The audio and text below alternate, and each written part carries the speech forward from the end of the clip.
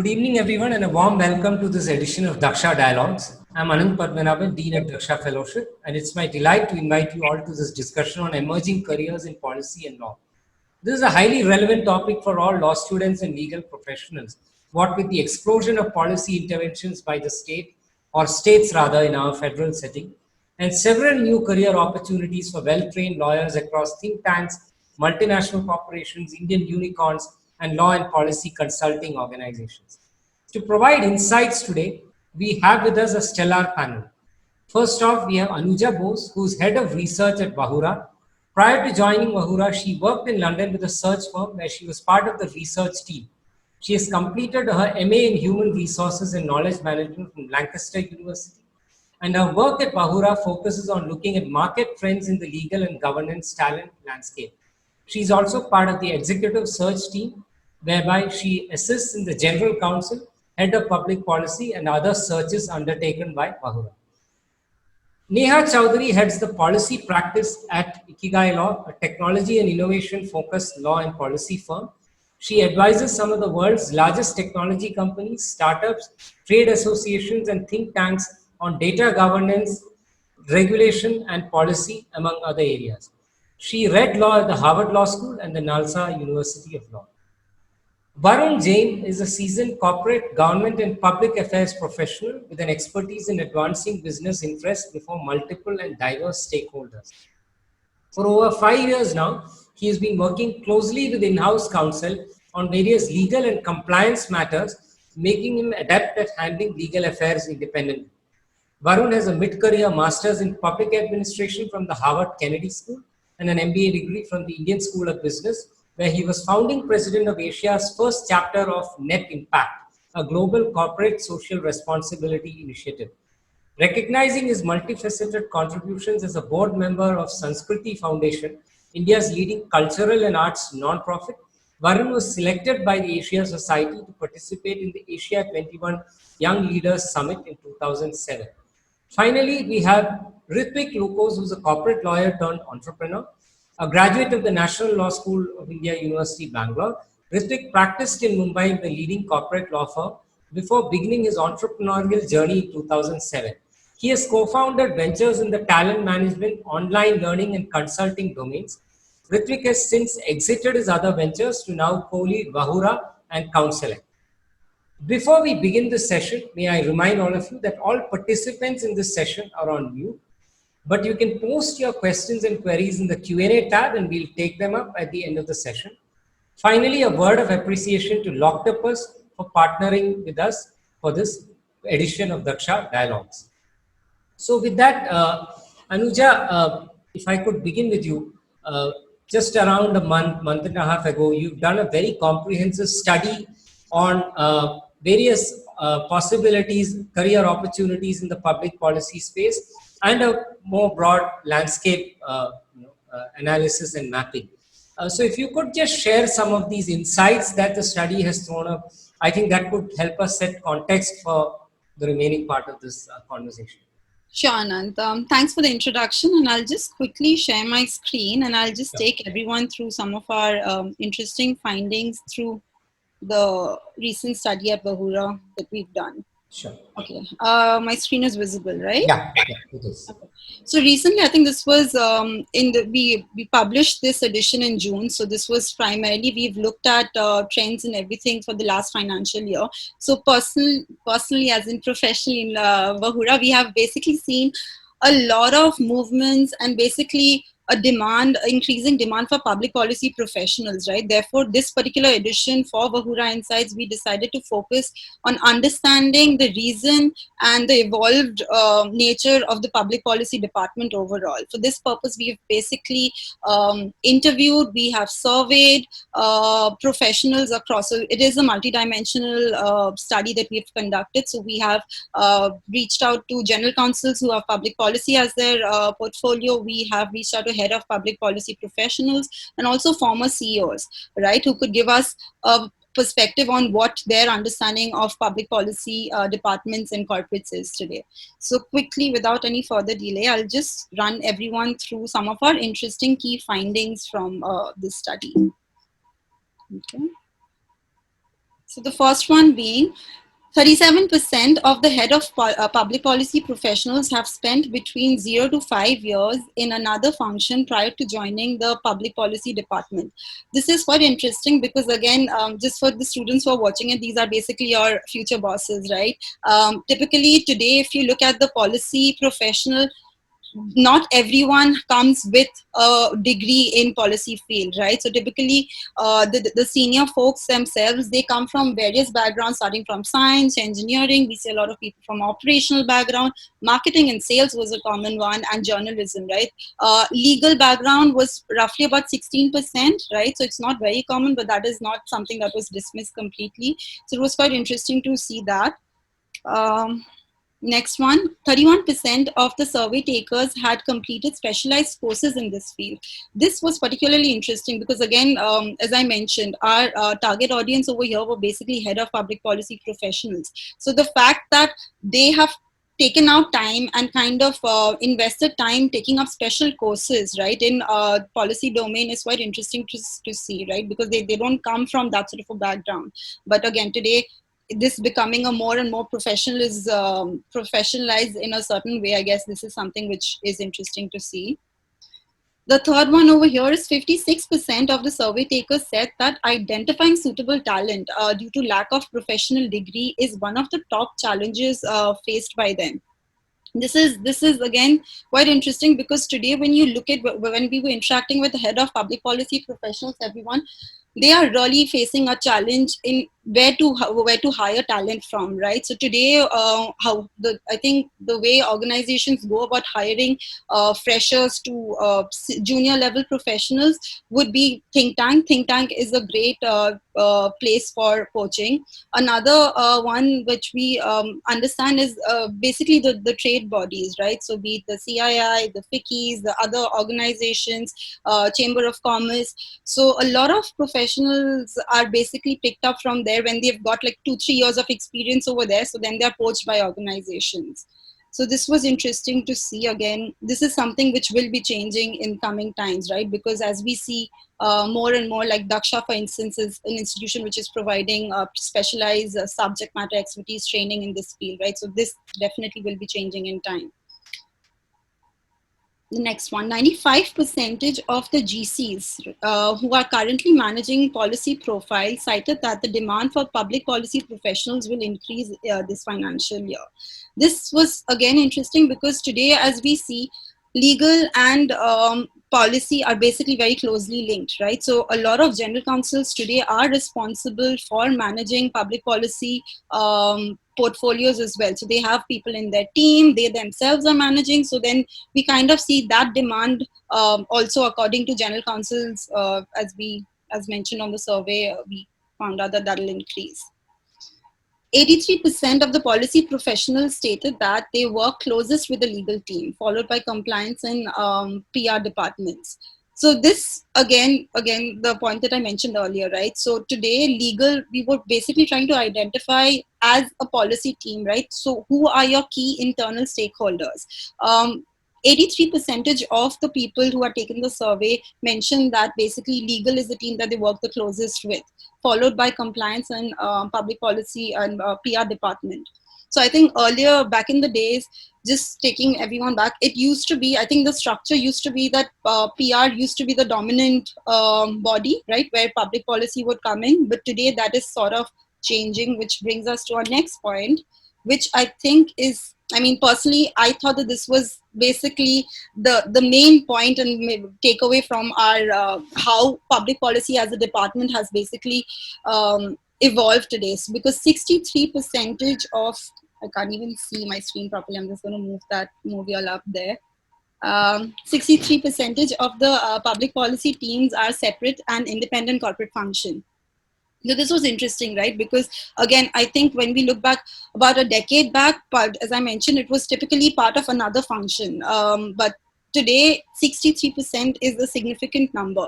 So they are standalone teams. They are kind of reporting to the CEO directly. The remaining, I think that the second largest was, I think 19% of the professionals mentioned that their reporting is kind of built into another corporate, another department, which was basically, we mentioned legal. So they 19% basically mentioned that they are part of the legal team, and the remaining had matrix and virtual teams. So that is the finding from here. I'll just move on to the next one quickly.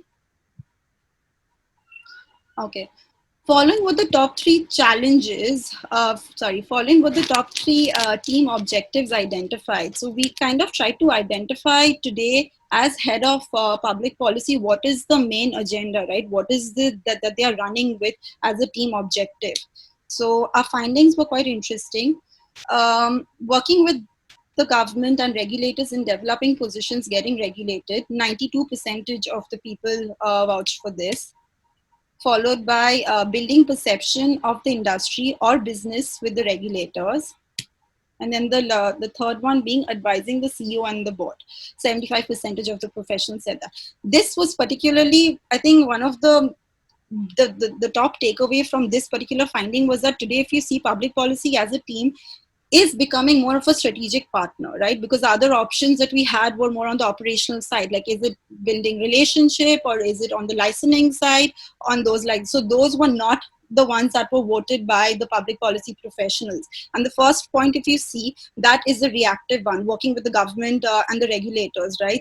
The second point, if you see, building perception of the industry or business with the regulators, this is the advocacy piece. This is the one where you're kind of proactively as a department taking a stand in, you know, how the industry should be moving forward. And the third one is obviously advising CEO and board, which again encompasses all three of them. So this was quite interesting to see the objectives are no longer operational in nature for the team. Okay, so this was, let me.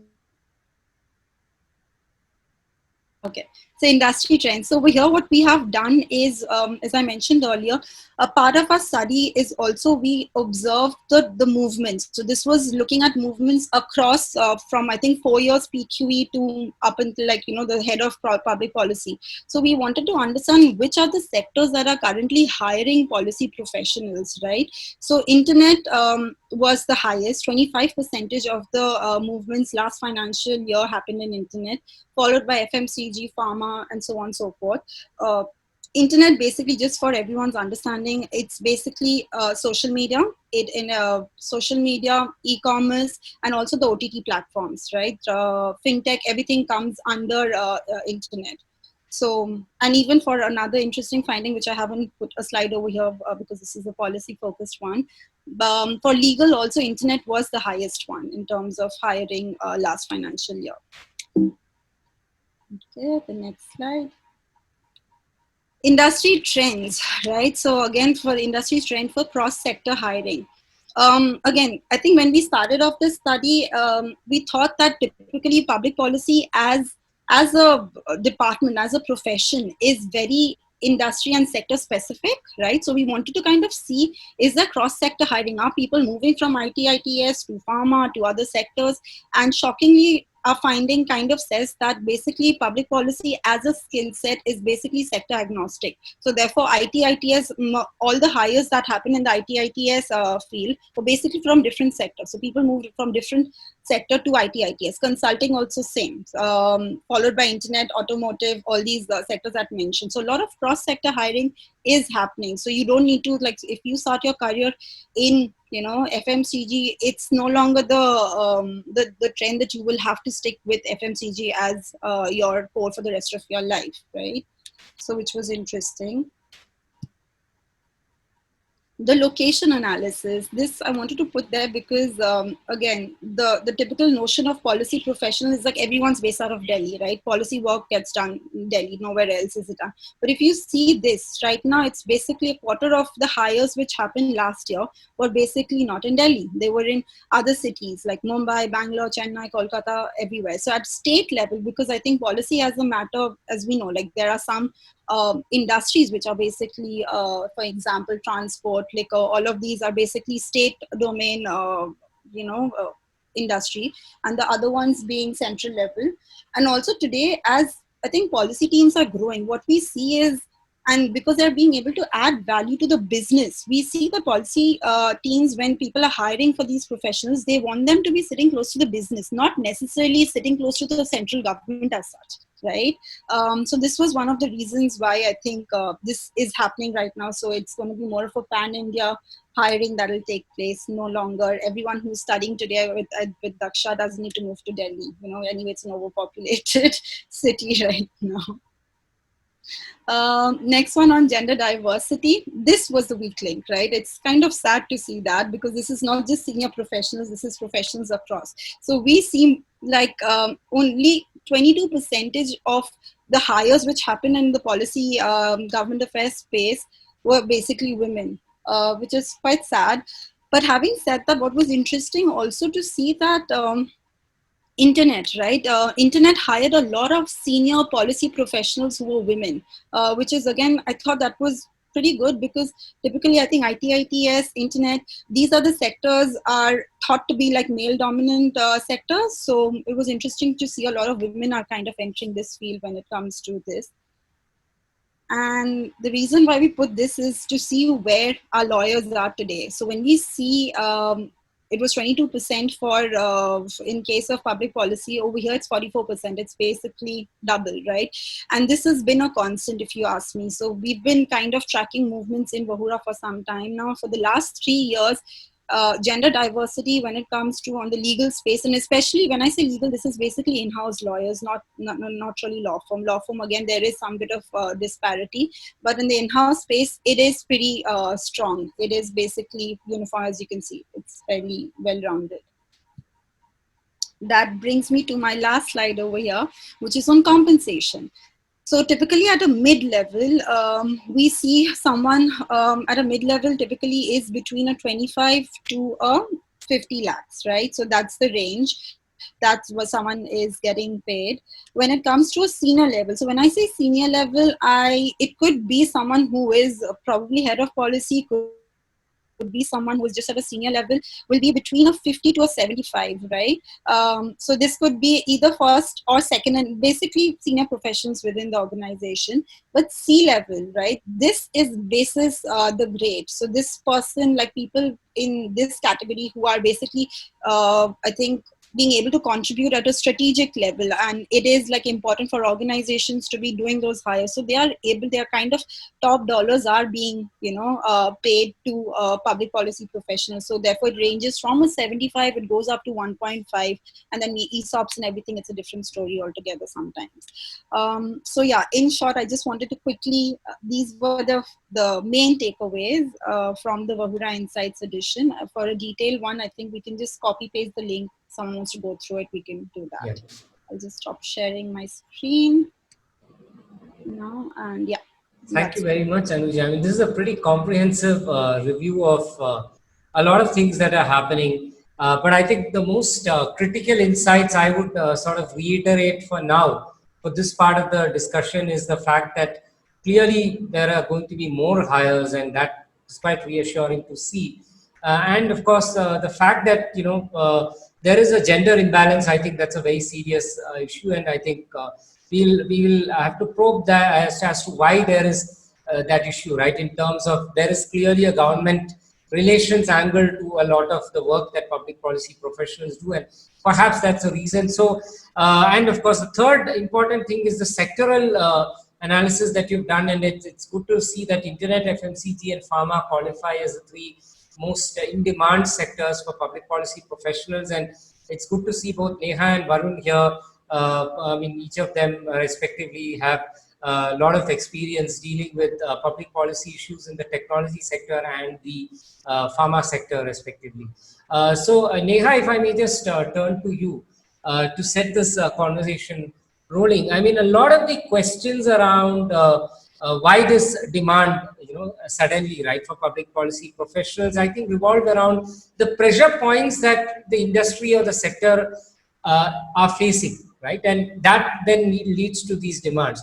So, speaking from the technology and internet space, what are the pressure points that you have seen? And you, of course, personally, you have a very interesting story. You've worked in a think tank and gone abroad, then come back around the time when I think the tech policy space started heating up. But more about all of that later. But from a sectoral point of view, substantively, where do you see the reason for these hires and these demands happening? And you're on mute, so you may want to unmute. Thanks a lot, Anant, and thank you to you, Daksha, and to the good folks at Bahura for organizing this conversation and for having me here. I think, okay, I think the tech policy story in India, look at it in the initial days as being an extension of maybe the telecom story. And telecom policy, of course, we've been doing in the country for very many decades now. But when it comes to internet policy, and this goes back to a conversation that we were having yesterday, I think one of the inflection points would be the way net neutrality and the whole debate around free basics played out in the country. That was really when you saw, I think, multiple factors, including sort of coming together at the same time, including action that a huge foreign big tech company was looking to initiate in the country. The way that civil society perceived this this effort that Facebook was trying to that this effort that Facebook was trying to roll out. You had a lot of organizations and rights groups sort of coming together, creating a large scale media narrative, a much more sort of, sector agnostic, reaching out to the citizens kind of sort of, it was a movement in and of itself. And I think that's really, in recent memory, that seems to be one of the most stark events that stands out to me, which then underscored the importance of having people dedicatedly work on public policy issues, whether it's reactive or whether it's proactive, and on the or whether on the strategic bucket or the advocacy bucket, like Anuja was talking about before as well. And since then, I think it's only been a little bit of a juggernaut that we haven't seen stop at all, right? Conversations since then have moved on. We've had discussions and debates around Aadhaar, around privacy. We're now talking about regulating, content online, free speech, antitrust issues, digital taxation. So I think since then, it's been one after another after another. And regardless of the sector in which you operate, or even regardless of the vertical in which you are as a tech industry, whether it's health, whether it's finance, whether it's the business of the internet, I think you will find that developments or the thinking of the regulator is, it's evolving extremely rapidly, as all of us are trying to also come to terms with what should be the frameworks to regulate technology. And when that happens, I think you also automatically see a demand for public policy professionals or people that are thinking about a lot of these issues substantively, sort of run alongside it. Yeah. Right. So Varun, I have the same question for you. I mean, it's a very different sector and also huge federal implications. Unlike technology, which is much more centralized, there's a lot of health policy that happens at the state level. And being at Gilead, for quite a few years, and having driven that, and now as an independent policy practitioner, how have you seen the pharma sector in particular sort of react or respond to these pressure points, and how has that in turn helped you grow as a professional? Sure, Anant. Again, thank you for inviting me to this panel. Daksha Fellowship, great initiative. And thank you, Ritvik and Anuja, for including me in the panel as well. So health, very quickly, I think the best way to sum it up is that it's the new Bijli Pani from the point of view of government policy making, because, it moves the electoral needle now as physical infrastructure did in the past. But I think security nets and healthcare delivery have kind of moved up the value chain in the voter's mind. with respect to what they're consciously demanding from the government now. So I think that prism is with which you have to look at healthcare policy making and regulation. So one of the game-changing events, I guess, similar to what Neha pointed out in technology, was the Gleevec kind of denial of patent to Novartis some years ago. That, of course, set the cat among the pigeons as far as the MNC's IP protection aspiration was concerned. But the one I think which I was personally involved with, and also I think became another major case study in life sciences regulation, was the whole price control around medical devices and stents in particular. And that was essentially happening because of a market failure, in the sense that the MRPs of the stents and many other medical devices weren't put in a kind of a rational way, and there was a huge delta between the price at which the hospitals were procuring this and the MRP which was printed on the devices, right? And this kind of, but the way it came about was interesting, and it's has some similarities to the whole net neutrality case study. Is that there was a litigation in terms of public interest litigation from affected consumers. There was a lot of media attention. And then I think there was also protectionist domestic interests which wanted a slice of that pie. So, I mean, in some sense, it was a classic cocktail for any student of public policy or public affairs in terms of how this ammunition came together to catalyze a very sure-footed action from the government of India, led from the PMO down. Right? It was very one of the first things that we were asked to do as government affairs professionals, as an association, was to push back. And actually, in the past there had been some murmuring around this kind of an initiative, and it had been successfully pushed back. But within a few months, it was very clear to all of us that this was not going to go away. This was something that the PMO wanted, and it was, a consequence of various factors that if you had actually sensed this, powder keg brewing, you could have anticipated this much earlier. And I just wanted to mention that point, that I think that's one of the key learnings that I had from that experience, is that you need to have a much larger worldview and mind space in the position of a corporate affairs professional. Therefore, I think I have a slight sort of a difference on the semantics in terms of calling our fraternity just policy professionals, because, like I said, there's such a wide set of stakeholders. There's legal people, there's media, there's civil society. So the set of stakeholders is very large, and I think you have to have your antenna up across all these set of stakeholders. And to me, one of the largest sort of expectations from the role these days is how can you anticipate risks? How can you kind of read ahead between the lines of what's coming up in government statements, social media, civil society actions, judicial action? How do you kind of connect the dots and then paint a picture back to the business, right? That's something that I think traditionally has not been the forte of this function.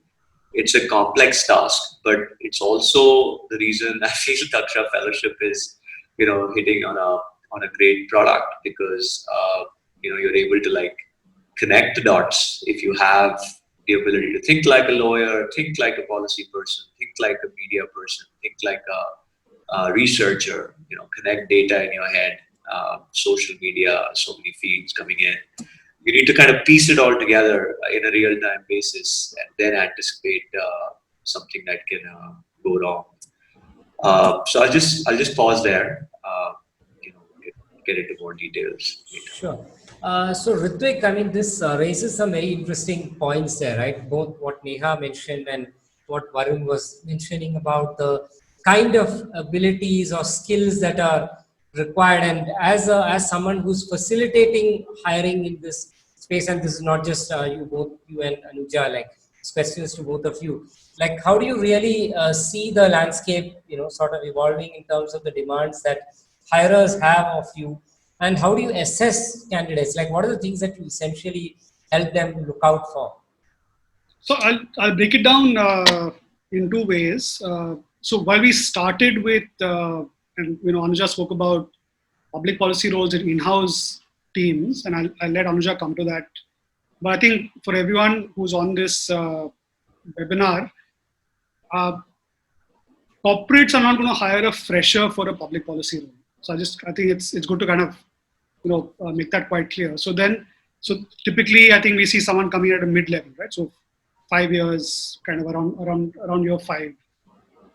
So then starting out, it's really if you're looking at the variety of ways in which you can start, whether it's a think tank, research kind of institution, academia, litigation. I mean, there are a number of options. Consulting, a law firm that does public policy, and when kind of we speak to the employer, the first thing we get actually, which is in a sense counter to what Varun just said, because a lot of these folks are very focused on some domains, very domain specific. So one of the first things we kind of get is this someone who is deeply curious about this domain, right? Like whether it's criminal justice, whether it's the internet, whether it's healthcare, is this a person who's deeply curious about this domain, and can they demonstrate that curiosity through what they've studied, through what they've written? I think a lot of the interviews are kind of really kind of delving into that. And I think then alongside that, it really depends on what the score, in a sense, activities or strategy is for that organization, right? The mix between research, advocacy, campaigns, litigation, right? So each of these organizations is going to have a different mix about how they approach the space. So I'd say really for anyone who's applying for jobs to really ask these two questions. What is the domain that this organization is in? What is their, like, if you were to break up a pie chart in terms of how do they engage with this domain? And then kind of work backwards to say, how do I present my skill sets and my profile and my education to talk to what they need? Anuja? Yeah, just to add to what Ritvik is saying, it's basically today, if you see public policy itself, right? Like we spoke about, it's not just about government relationship. It's become much larger. CSR is under corporate, under public policy. Corporate communication nowadays comes under, public policy as well, right? So, and public policy obviously is something which is, government affairs and all of that is a part of it. So I think when a client is hiring, they want to kind of figure out, and business development is also another important part that public policy professionals end up doing, right? To a certain extent, like depending on the need. So I think when someone is applying for a position in any organization, you need to understand what is the priority for that organization at that point, right? Is it basically any of the ones that I made? Is it business development that they're hiring for mainly? Is the priority, more for the CSR team? Or is it mainly like they need someone to be fixing, like taxation issues or, like wastage or e-wastage, like all of those relevant things. So it's important to understand that and then position yourself accordingly. And like Ritvik said, it's very important that you need to be passionate about the industry that you're kind of applying to. Like that is, I think, one of the main things. Right. So Neha, just to pick on that point, right? I mean, Ikigai is a very strange, law firm in the sense that it's a law and policy firm. It's one of the first really to get into this space, and you guys have, in a very short period of time, created a niche for yourself. And a lot of the points that, Ritvik mentioned and Varun mentioned, you guys are in some sense integrating both, right? There is a deep domain curiosity, while at the same time, I'm sure a lot of your clients really want you to anticipate, because, I mean, the kind of work that you guys are doing at the frontier of emerging tech and so on. So how do you sort of balance within your team this kind of, mix of skill sets? And I'm sure you must be doing a lot of training for some of the younger people who you hire as well. And could you just take us through what you do? Like person A joins your team. How do you sort of handhold that individual and make him part of Team Neha or Team Ikigai? Thanks, Anand. Um, okay, I think everybody on the team, I think, will do in some combination one of four functions, right? Building on everything that Varun and Ritvik was saying. Like Varun was saying, connecting the dots and giving insights to your clients, anticipating what lies ahead even before it has happened, I think will be one of the most critical parts of this job, right? So staying on top of events as they're taking place, staying on top of events that you see forthcoming 3 months, 4 months, 6 months, 1 year down the line, and then being able to anticipate, okay, X has happened, Y has happened, Z has happened. How do they now all speak to each other, and what does this mean for the ecosystem? What does this mean for my client? What does this mean for X stakeholder? 3, 6, in the short term, sort of middle term, as well as the long term. And I think that would honestly be one of the most sort of important parts of the gig, being able to provide timely insights and being able to then give advice on, and so but what are you going to do about this, right? Which is the sort of strategic layer that that Anuja was also talking about earlier, which is where that there is this is a likely event that is going to take place, or alternatively an event already having taken place, like India wanting to regulate personal information, for example, or India coming out with new rules on net neutrality regulation, right? Or the Aadhaar judgment of the Indian Supreme Court. Now, this event having already taken place, maybe you anticipated it, maybe you didn't anticipate it, right? But now that the event has already taken place, where do I go from here?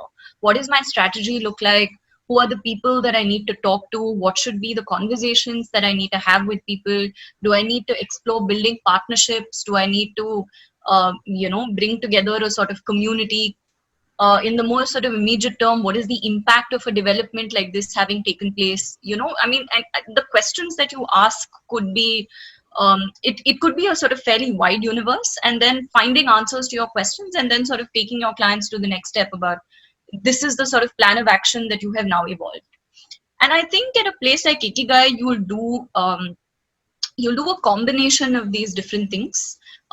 Depending on the client, depending on the role that you play within the organization, it will, all of these activities will be in sort of different ratios. If you were coming in at a relatively junior level, if you were joining as a fresher, then like with any other organization, a huge part of the job will involve research and writing, because to be able to join the dots and to be able to make those connections, you're only going to be able to do that if you're constantly reading, and if you're constantly engaging with the ideas, and if you're thinking about them.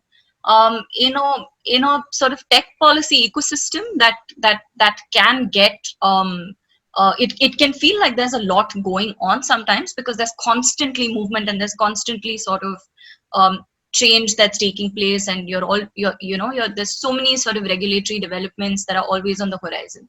So internally within the organization, what we also try to do is to have people leading different areas and sort of deep diving and specializing in some areas.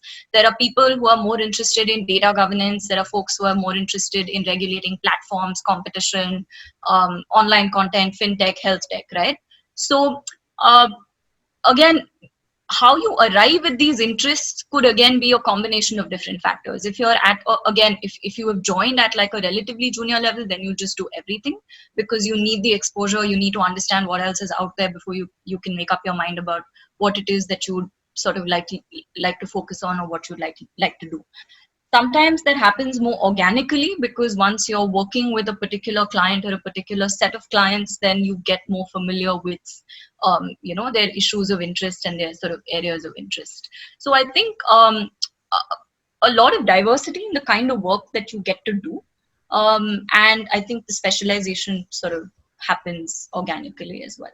And in your case, I've also noticed that you produce a lot of knowledge. I mean, the website is and the blog is rife with a lot of information which is shared for free, and it's not so tell us a little more about that whole exercise of creating that brand perception, right? That you are at the frontier of technology and watching out and connecting those dots while Yeah, yeah. I think two or three reasons how, or two or three different ways, I think, honestly, in which that came about, Anand. I come from a civil society and a think tank background. I started out working with the Center for Internet and Society. And at CIS, researching and thinking and sort of critically engaging with the issues on which we were working and producing output that could be helpful for the community at large was a huge part of the job, right? That was the job. You were at a think tank, you have to think and you have to write. And I think to me that influenced my thinking to a very large extent. That if you were, we also see ourselves as policy researchers. We see ourselves as people who like to engage in depth and substantively with the issues on which we're working. And given that we're doing all of this research, we also like writing about it and putting out the new ideas and engaging with the critical ideas. If you're we engage with the writing and the ideas that everybody else in the ecosystem does as well. And that was the thinking. That was one of the reasons behind this huge push towards sort of research and writing as well. And on the other hand, I think it's also the idea, like you said, right? It's a demonstration of your capabilities and the credibility that that sort of brings you. As a law firm or as a law and policy firm, especially when we were trying to do something new and we were trying to see, trying to create this little niche for ourselves as well. We felt that it was important that our work stand alone and speak for itself, which was also the thinking behind putting out this sort of research on our website. If I come to you and if I have a conversation with you and I claim to be a tech policy lawyer, then I should have a body of work backing the fact that I am actually who I say I am. So, yeah. No, sounds good. Varun, in fact, coming to you on this whole question of the federal structure, right? And things seem to work very differently when it comes to the states. And as Anuja pointed out in the study, now there is a slight, deviation from the whole Delhi focus, policy making. And I'm sure some of it is thanks to sectors like pharma and maybe FMCG and so on. Because with tech policy, I still see a huge level of centralization in what's happening at the policy level, at least. So how has your experience been working with the center vis-a-vis, and you mentioned the whole PMO experience, right? And vis-a-vis, how you, for instance, work with the state of Karnataka or in Andhra. I mean, how has the change been in terms of adapting your style of working? Yeah, that's a good question and a good point, because I always call India from a policy point of view, it's the United States of Europe. Clearly, every state government has a different culture, different set of stakeholders, very different bureaucracy also, even though they're all IAS officers, but they tend to have some regional flavor to them, like our cuisines.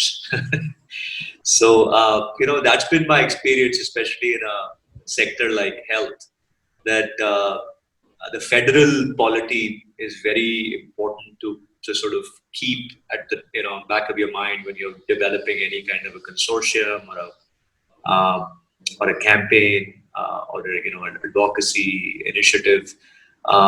Unless you have all those stakeholders aligned, things get terribly delayed or just don't happen. Because, for instance, in health, the state could always turn around and say, I don't need this. Center may say, okay, you should.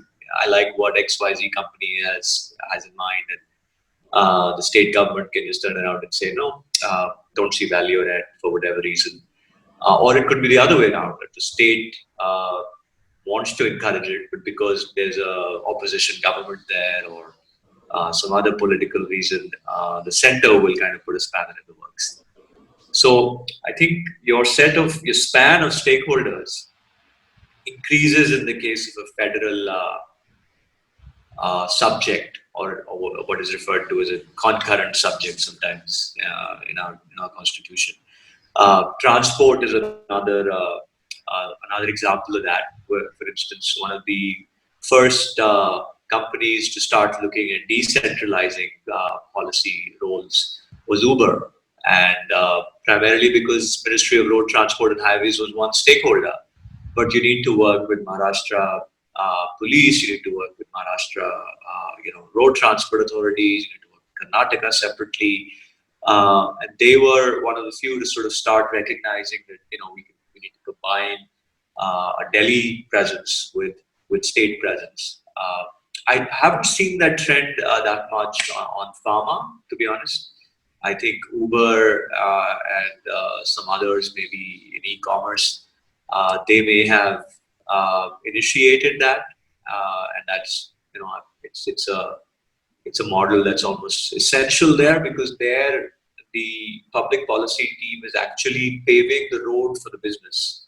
They're disrupting a set of rules, legacy rules, and coming up with a new rule book, which has the audience for that is the state government as opposed to the central government.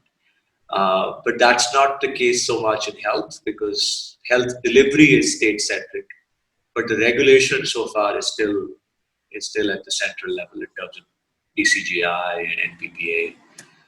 So many of those roles, I think, will continue to remain in Delhi.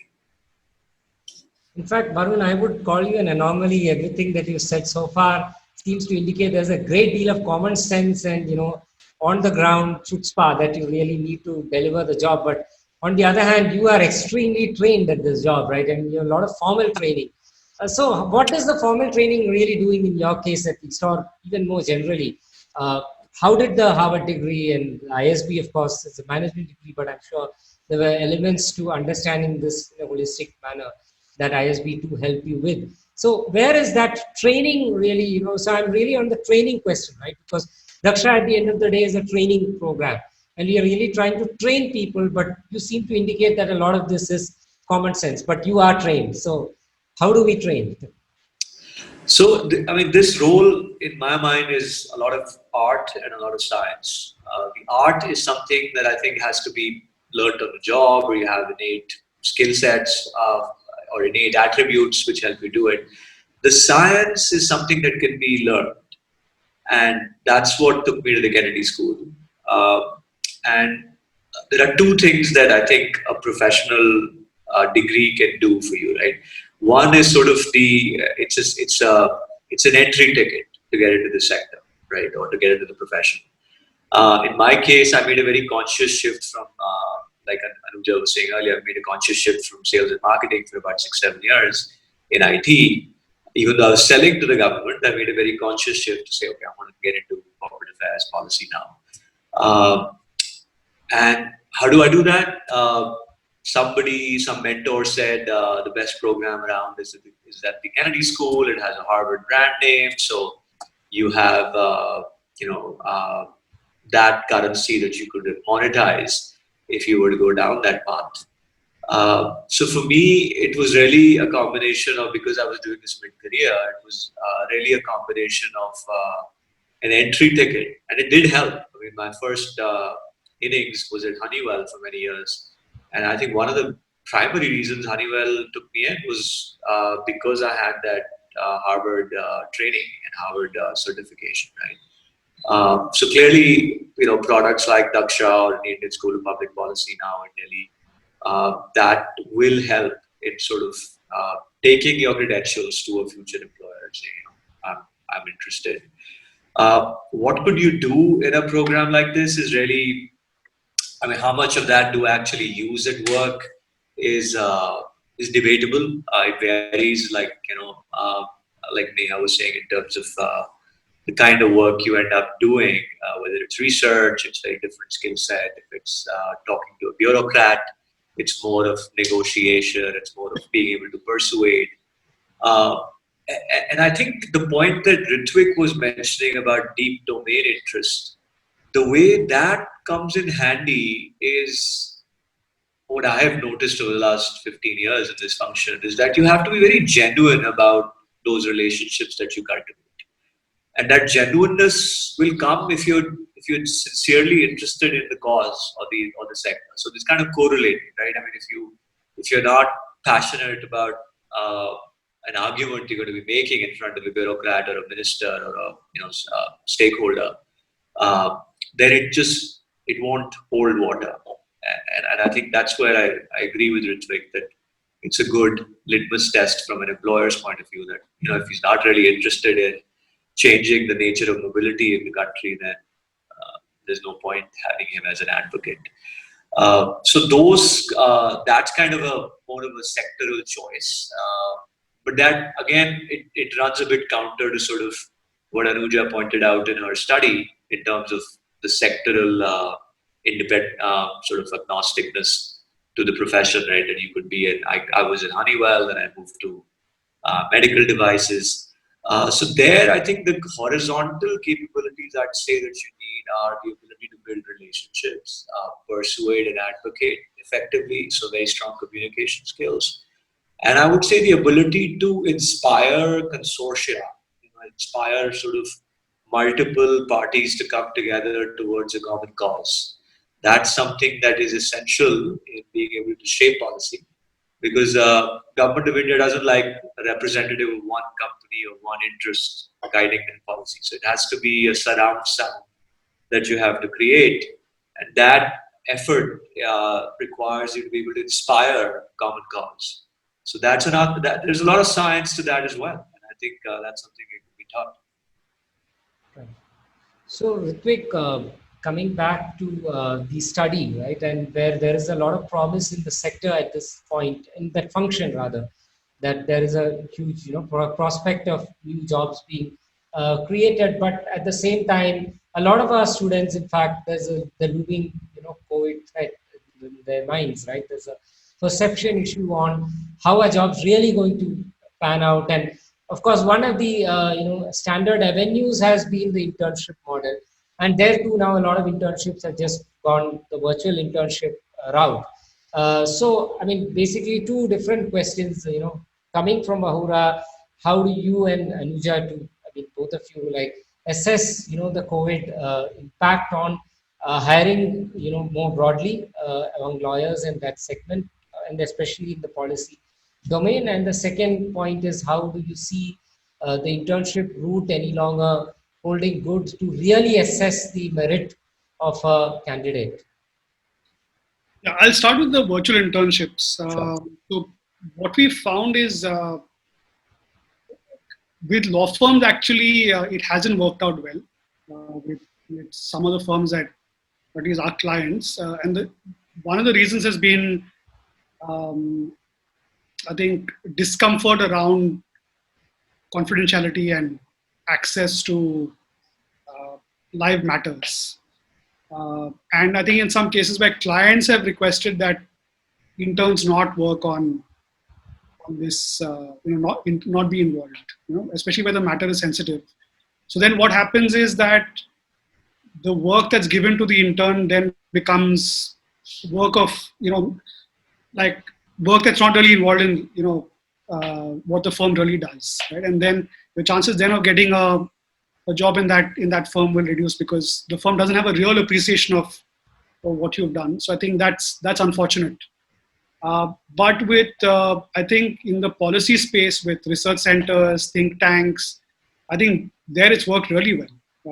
And I think at least the folks that we've been talking to said it's worked well. But I think what everyone prefers is that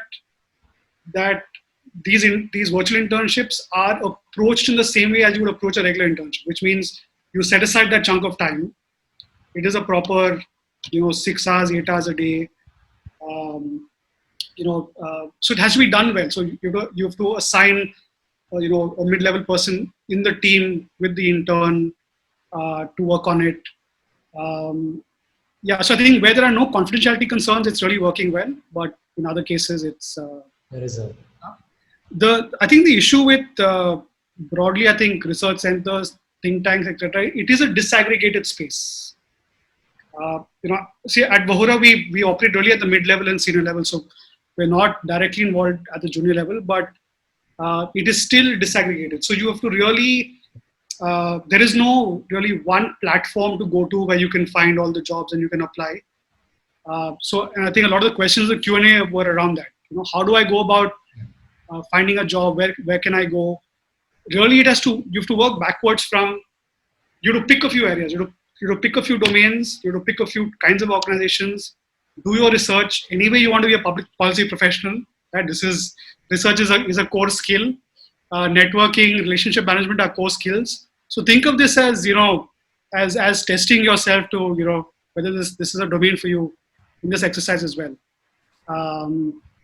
And then really, I think most everyone in this space does public postings and are very clear about the application process. So I think a few tools is like just setting up a Google alert, to be aware, follow people on social media, attend webinars like this, attend platforms.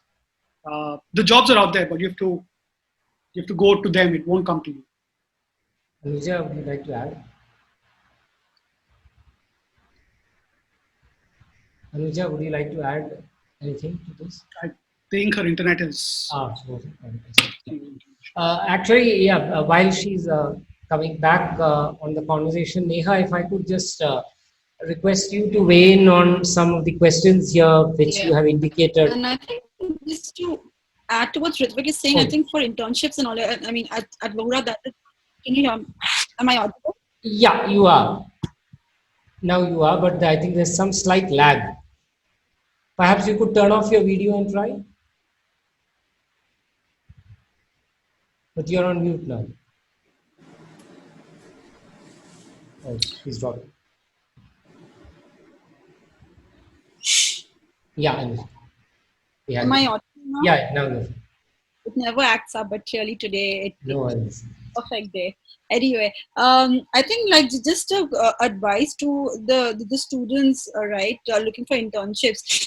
At Vahura, we do not do too much of junior level hiring, but I think the one way to go about it is, again, as Ritvik and I think everyone mentioned, it, passionate about the area that you want to work in, right? So you need to have ideal companies. You need to have target companies that you want to approach, right? So be it like, if it's Varun Jain who you want to work with and you've kind of followed him, please then write to him directly. Say that if there is some kind of work that you could outsource, because as we know, policy does have a lot of research work, right? And those are the ones which we would imagine, and a lot of analytical and mathematical stuff which may not be confidential, right? One would imagine. So those are the work that I think one can, because right now, when we're speaking to senior policy professionals, they are swamped with work, right? There is so much work that they are doing, because right now is a time where I think all this while policy teams, everyone didn't know that these people existed in the team, because business was going smooth, nothing was affected, nobody cared about them. As such, like visibility wasn't very high. But right now, like because of COVID, because of everything else, there is a need and there is a lot of work for the policy department per se. So they may not have time to post jobs and say like, look here, we are looking out over here. But if you target and reach out to people individually, that may be something which may work out for you. So Neha, turning to you, there's one question before. You had indicated that you would like to respond to one, but before that, there's one question which I think you're best placed to respond. What are the primary strategies used by public policy professionals to influence regulators in achieving a certain agenda of your organization? This is addressed to both you and Varun. Neha, would you like to begin? Sure, I can, but I honestly think Varun would be best placed to answer this, because we don't do a lot of the regulator facing work ourselves. A lot of our work happens much more sort of behind the scenes, where we come in helping organizations strategize for, sort of think through the various bouquet of options that they have in front of them, and sort of creating playbooks, I would say, for how each of these scenarios would play out. But I think, and I think there's a whole range of different ways in which organizations choose to sort of engage with regulators. A lot of them prefer to do their advocacy sort of one-on-one. A lot of them do put out sort of public-facing statements. A lot of the work happens through industry associations. Sometimes you build sort of partnerships with think tanks as well. So I think there's a whole sort of range of options, but we really operate much more on the sort of back end. So I'll defer to Varun. Okay, Anant, can you repeat the question? I was referring to online questions. Yeah, so the question is basically what are the primary strategies used by public policy professionals to influence regulators in achieving a certain agenda for your organization? So I would say the first thing is to get a seat on the table. And I think for that, you need to have an independent relationship with the key officials there. So for instance, if you're talking about in health, DCGI and PPA, the heads of these organizations should know who the company is, they should know what the mission or the narrative of the company is. And they should know ideally you and the head of your organization, right? In terms of the person attached to this narrative. Once you've done that, I think then you need to use other levers, which, like Neha said, are basically associations. I find very potent to be able to carry your message as an industry. If your objective is aligned with the industry, which by and large it is. If it's an individual objective, then of course you have to carry water yourself. And for that, I found white papers and kind of non-papers to be very useful in terms of just helping the government mobilize their own machinery of the file. Unless there's a file in the government, nothing moves, right? So to get that file moving, I think you have to do the initial heft of the thought leadership to get the ball rolling. And that is essentially, demands a lot of research and conversations ahead of tabling that white paper to align the message so that it's well received. Neha, there is a question that you had. This is the entry level in tech policy in CIS, Ikigai. How does one build the right credentials for an opportunity for an entry level in tech policy at CIS, Ikigai, Internet Freedom Foundation, etc.? There's a question. Look, I don't think this will be any different from, and maybe the folks at Bahuda will have a different sort of perspective on this, but at least from where we come from, right? It's demonstrable interest for sure in the subject matter.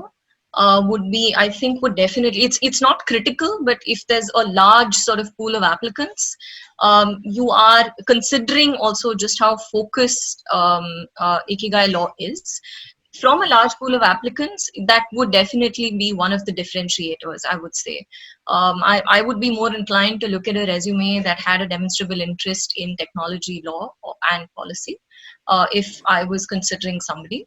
But other than that, I think it's getting the basics right. I think we look for we largely expect people to be able to do two things: to be able to do research and to be able to put in the hours to do the research. So depth of research is critical, and to be able to communicate well and to be able to communicate clearly, which then comes down to sort of research and writing, and sort of everything that it encompasses, right? So from a lawyer's perspective, being able to construct an argument, being able to demonstrate how you're able to think through the argument and sort of take it through to its logical conclusion. Writing is a little bit tricky, honestly, in the Indian environment, because I don't think our law schools equip us necessarily for the kind of very often business-facing writing that a policy job requires. And I'm really hoping that this is one of the things that the Daksha Fellowship will be able to come in and sort of do, right? More sort of practical on-the-job training in terms of what the industry needs and what is the gap that is that I've personally felt having graduated from one of the law schools here. So I think that's what it comes down to. We don't internships are great. Are a great way to sort of showcase interest. Participation in extracurricular activities are a great place to showcase interest. I've been looking at some of the answers that Ritvik has also been posting on the chat, and I think I agree. Nothing, no like secret sauce or anything, just the basics of research writing, and that's about it. Yeah. Good that you highlighted writing, because that's something that we too have been very clear that we could focus on in our curriculum. So we have a full-fledged communication lab. And the idea is that we get not lawyers, in fact, people far removed from the legal profession, like, for instance, Samanth Subramanian is a visiting faculty. And the reason is we want people like that who thought very differently about the water tank mafia or the face mask industry, COVID, to really tell, teach our students how do you write in a simple, lucid manner, and almost really storytelling, right? And so that's the other part that we are also highlighting, the narrative or the art of storytelling. So there are some videos up on our YouTube channel. Yeah. But coming back to you, Ritvik and Anuja, I would let you guys have the final word, because you guys are really doing all the research and thinking around jobs in this particular sector. So, like a quick roundup, because we are well past time, of where do you see the opportunities in a nutshell? Of course, your study is, really capturing a lot of it. And the second thing, of course, is how would you advise students to use this time, right, which is a time largely going to be spent at home, digital learning and all of that, to really use this time to build up the right kind of skills, for this particular kind of role and what is required.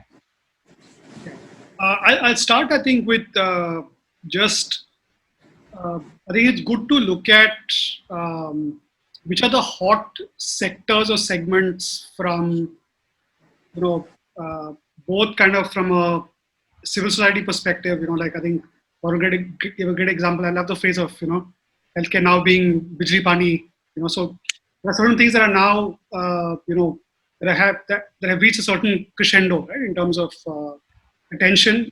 The other is where is funding going also. Where is funding going sector-wise? Because that is also driving where jobs are going to be created.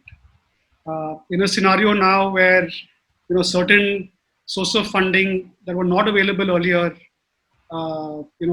means that some parts of this ecosystem will get more funding than others. And if that's an area that you're very interested in, that's always a good match. The other is, I think, and I think that shows also in the study. I think if you look at internet, FMCG, pharma, that shows even in the corporate world. Anuja, just any other points? Just to add to what Ritvik is saying, right? I don't have any short-term suggestions or anything of that sort, but I think one of the things that we have observed interacting with policy professionals, right? One of the skill set and mindset, which is I think very important, is overall relationship-driven mindset. When I say relationship, I don't really mean relationship with government professionals, right?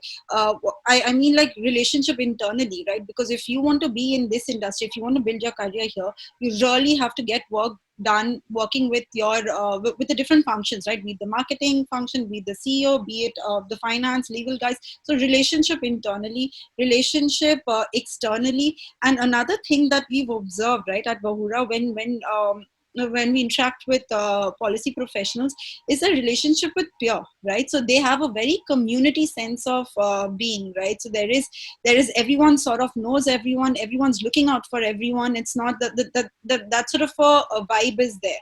So I think you need to have that sort of a mindset to be successful in the long run in this basically area. Yeah, on a lighter note, Neha and I are both members of multiple WhatsApp groups on technology policy. So I guess we all understand this whole aspect of, like for instance, it is never, even though I have in some sense exited to things on at the frontier of education and tech policy, I still get a lot of interesting queries around, data protection and technology policy. And what is that select committee doing and so on. So even if you leave tech policy to some measure, it never leaves you fully. So anyway, so on that note, I thank you all, for taking your time out on a working day evening, and to really inform and enlighten our students on the best ways in which they can take their career forward in what is clearly a very vibrant area for job creation, and where there is a lot of interesting and exciting possibilities for them. And I do hope that the Daksha Fellowship turns out to be one of those possibilities that can help them, discover the inner policy wonk in them, and take their career forward and help them in that regard. For those of you interested in the program, do check us out at dakshafellowship.org. And our last date for applications for this round is in fact tomorrow, but it's a very simple form. You just need to click the apply now button and get going, and you will be done in about half an hour, or maybe at best an hour. So good luck to all of you students, and thank you all for taking your time out. And hope to continue this conversation as Daksha Fellowship evolves. Thank you. Thank you. Thanks everyone. everyone. Thank you. Thank you. Thank you. Bye. Thank you. Bye.